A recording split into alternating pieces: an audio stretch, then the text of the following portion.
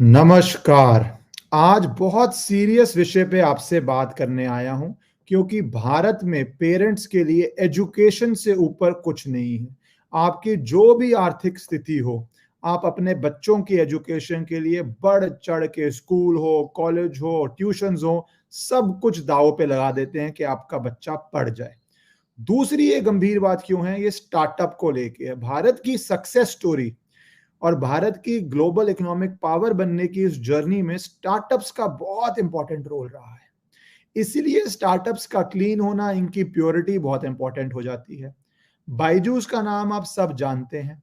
भारत का सबसे ज्यादा वैल्यूड स्टार्टअप है। 22 बिलियन डॉलर की इसकी वैल्यूएशन है, लगभग 1.5 लाख करोड़ की। 2011 में शुरू हुआ, एक बहुत बड़ी सक्सेस स्टोरी है कि कैसे एक टीचर ने पहले फिजिकल ट्यूशन करी, फिर ऐप बनाया, ऐप बना के वो बहुत लोगों ने खरीदा और वर्ल्ड के टॉप 100 स्टार्टअप्स में 6 इंडियन स्टार्टअप आते हैं वैल्यूएशन के हिसाब से। स्विगी, ओयो, ड्रीम 11, रेजर पे, ओला और इन सब के ऊपर बायजूस।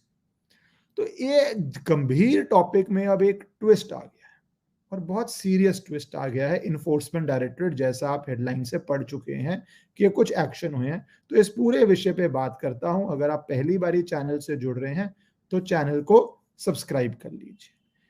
और एक बात आपको समझनी पड़ेगी, भारत को स्टार्टअप्स चाहिए, बहुत बड़े बड़े स्टार्टअप्स चाहिए, बहुत बड़ी बड़ी इंडस्ट्रीज चाहिए। आजकल वर्ल्ड स्टार्टअप पे जा चुका है, तो स्टार्टअप के कुछ प्लसेस हैं, कुछ माइनस हैं। एक बड़ा माइनस, और ये इंडिया का नहीं ग्लोबली है, कि हर साल पैसा लूज होता है तब भी वैल्यूएशन बढ़ती जाती है।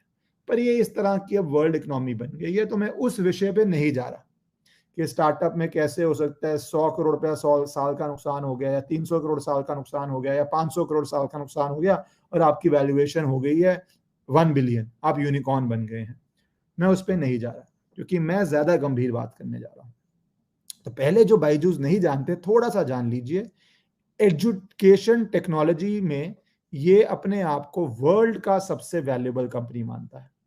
एडटेक में 22 बिलियन की वैल्यूएशन से आप ग्लोबली इस कैटेगरी में मार्केट लीडर हैं।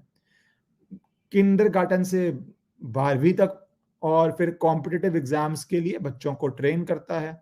फाउंडेड बाय बायजू रविंद्रन, जो एक इंजीनियर हैं और टीचर हैं। उन्होंने एक ऑफलाइन कोचिंग सेंटर शुरू किया था बेंगलुरु में, और उसके मैथ्स और साइंस पढ़ाने के लिए 2015 में मोबाइल ऐप लॉन्च किया, जिससे स्टूडेंट्स का वीडियो को एक्सेस हो जाए और वो सवालों का जवाब स्मार्टफोन से दे पाए। और वो ग्रो कर करके, जैसा मैंने बोला आपको, ओला, स्विगी, इन सबसे ऊपर है वैल्यूएशन में। तो बीच बीच में ये कंट्रोवर्सी में रहा है। कुछ कंट्रोवर्सीज मार्केट की हैं, व्यापार करने की हैं, कुछ कंट्रोवर्सीज सीरियस है। ईडी के लेटेस्ट एक्शन से पहले मैं आपको कुछ ये कंट्रोवर्सीज बतानी चाहूंगा।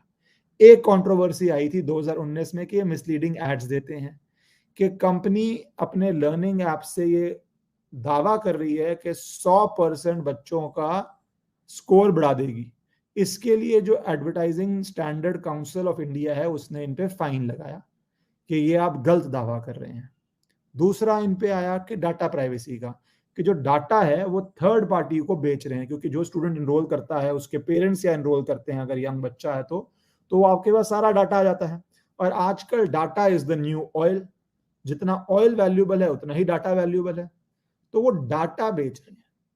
तीसरी के प्राइस डिस्क्रिमिनेशन कर रहे हैं, मतलब अगर कोई व्यक्ति एक अच्छी कॉलोनी में रहता है और वो डाउनलोड कर रहा है ऐप, तो आप अलग प्राइस लगा रहे हैं, और कोई व्यक्ति अगर रूरल एरिया में डाउनलोड कर रहा है तो आप अलग प्राइस लगा रहे हैं। Price discrimination. टेक्नोलॉजी सेम है, प्रोडक्ट सेम है, तो आपका प्राइस डिस्क्रिमिनेशन क्यों होना चाहिए, उसकी भी जांच हो रही है।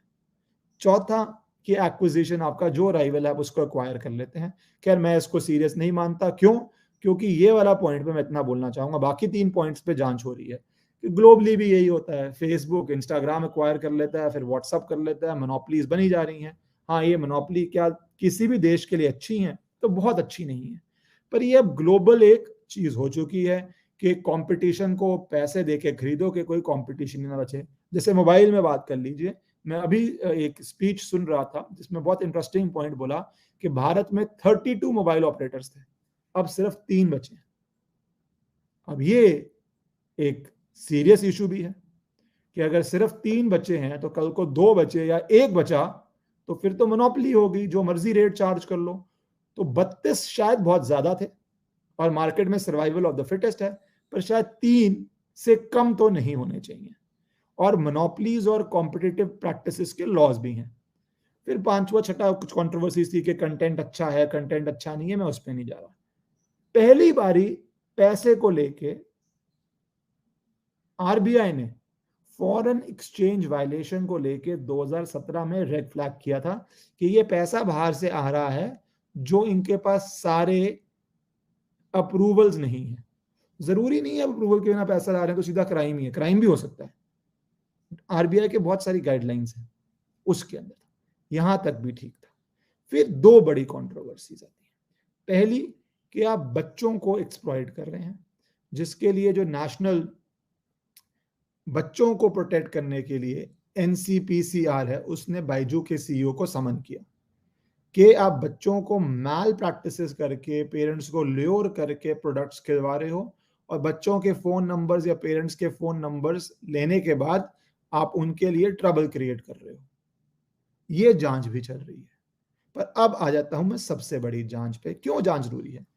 स्टार्टअप्स भारत की इकोनॉमी के लिए बहुत जरूरी हैं, पर उतना ही जरूरी है कि ट्रांसपेरेंट हों और बेस्ट प्रैक्टिसेस करें, क्योंकि अगर एक बड़ी कंपनी के ऊपर रेपुटेशन खराब होती है तो वो पूरी इंडस्ट्री को करती है।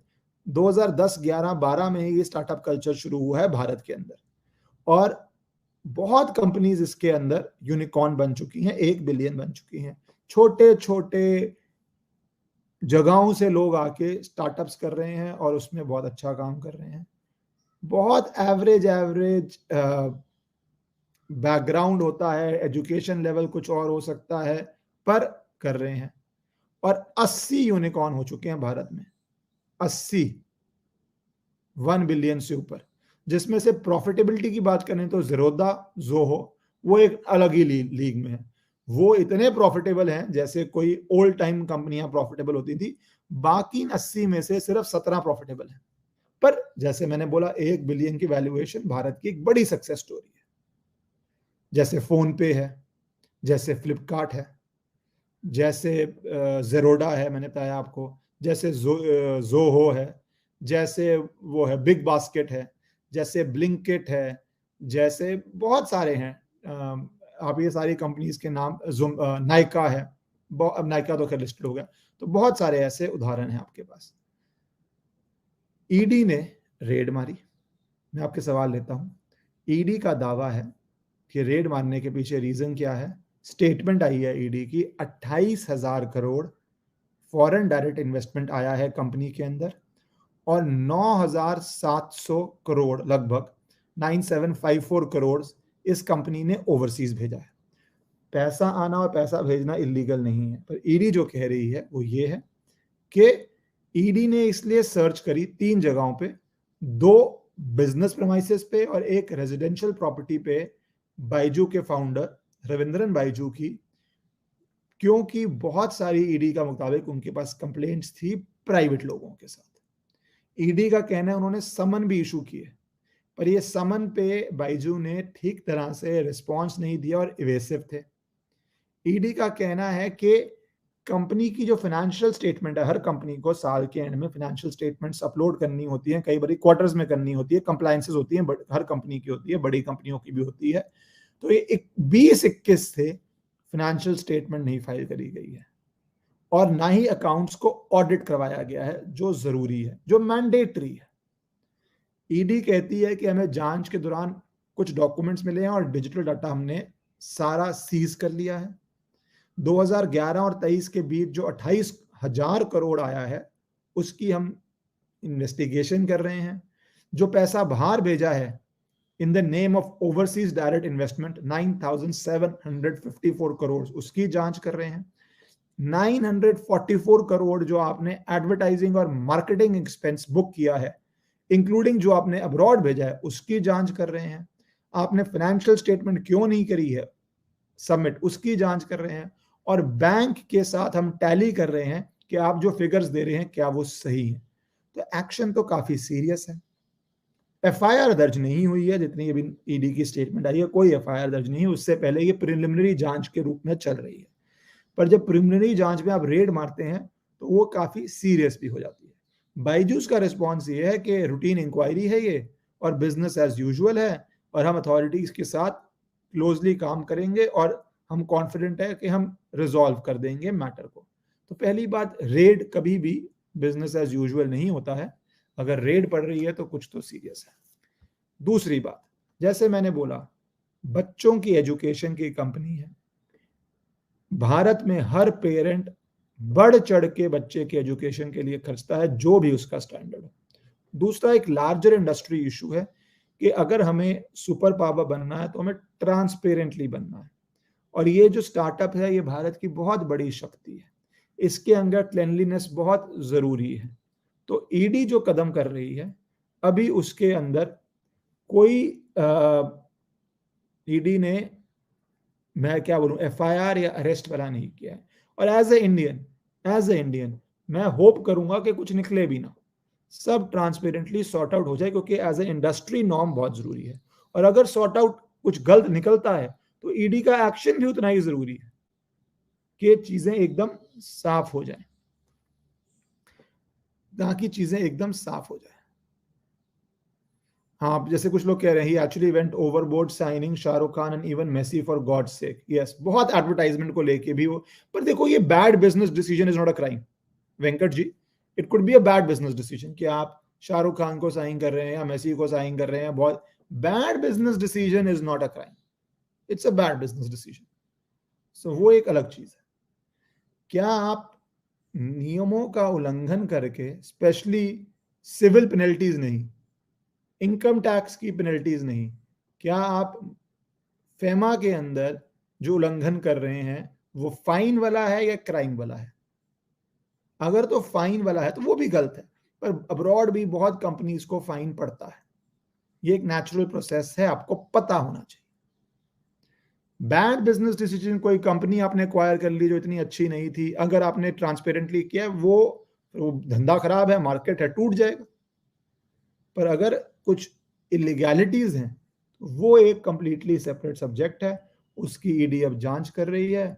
सो होपफुली जल्दी जांच टाइम बाउंड मॉनर में होगी, क्योंकि ये तलवार लटकनी ऐसे केसेस में अच्छी नहीं होती। अगर गलत है तो एक्शन होना चाहिए, गलत नहीं है तो फिर ईडी को आके कहना चाहिए कि नहीं ठीक किया है, कुछ गलत नहीं है, क्योंकि ये इंडिया की ग्रोथ स्टोरी और स्टार्टअप स्टोरी को अफेक्ट नहीं होना चाहिए, मेरा ऐसा मानना है।